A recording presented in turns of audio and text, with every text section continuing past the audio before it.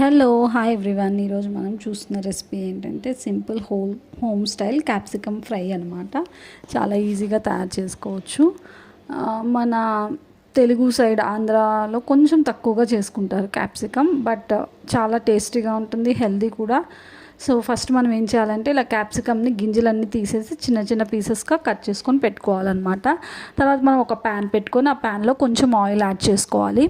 Oil add చేసుకున్న తర్వాత as usual తాలింపు వేసుకోవాలన్నమాట.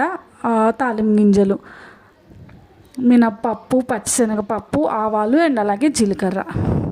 ఆయిల్ కొంచెం బాగా హీట్ అయిన తర్వాత ఇవి యాడ్ చేసుకోవాలి. ఇవి కొంచెం ఎక్కువ యాడ్ చేసుకుంటే బాగుంటుంది అనమాట. మనకి మధ్య మధ్యలో పప్పులు తగులుతూ ఉంటుంది ఫ్రైలో.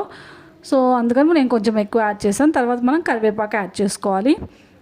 యాడ్ చేసుకున్న తర్వాత కొంచెం అది ఫ్రై అయిన తర్వాత మనం చిన్న చిన్న పీసెస్గా కట్ చేసుకున్నటువంటి క్యాప్సికమ్ని యాడ్ చేసుకోవాలన్నమాట. యాడ్ చేసుకున్న తర్వాత కొంచెం సాల్ట్ అండ్ అలాగే పసుపు. క్యాప్సికమ్లో ఏంటంటే ఎప్పుడైనా మీరు చూసుకుంటే జాగ్రత్తగా యాడ్ చేసుకోండి, సాల్ట్ తక్కువ పడుతుంది అనమాట. నార్మల్ కూరలు వేసినట్టు సాల్ట్ వేస్తే కొంచెం ఎక్కువ అయినట్టు అనిపిస్తుంది. సో అందుకని జాగ్రత్తగా చెక్ చేసుకొని యాడ్ చేసుకోండి. కొంచెం తక్కువ యాడ్ చేసుకుంటే బెటర్. అండ్ అలాగే కొంచెం పసుపు యాడ్ చేసుకున్నాం. యాడ్ చేసుకున్న తర్వాత బాగా మిక్స్ చేసుకొని లిడ్ పెట్టి క్లోజ్ చేసుకోవాలి. ఇది వెంటనే చాలా త్వరగా మగ్గిపోతుంది అనమాట, ఉడికిపోతుంది. ఎక్కువ టైం పట్టదు, జస్ట్ 15 మినిట్స్ అంతే. 15 to 20 మినిట్స్లో రెడీ అయిపోతుంది. చూసారు కదా, బాగా ఫ్రై అయిపోయింది. మనం ఆయిల్ అంతా బయటికి తేలాలన్నమాట.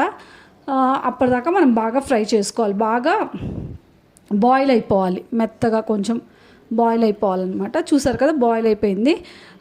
మధ్య మధ్యలో ఒక 10 to 15 మినిట్స్ లిడ్ పెట్టి క్లోజ్ చేసుకుంటూ బాగా ఫ్రై అయ్యి ఇలా ఆయిల్ పైకి తేలేంత వరకు ఫ్రై చేసుకోవాలన్నమాట. చేసుకున్న తర్వాత మనం కారం యాడ్ చేసుకోవాలి. ఇందులో సింపుల్ ఇంగ్రీడియంట్స్, మనం ఏమి ఎక్కువ స్పెషల్గా ఏం రెడీ చేసి యాడ్ అక్కర్లేదు.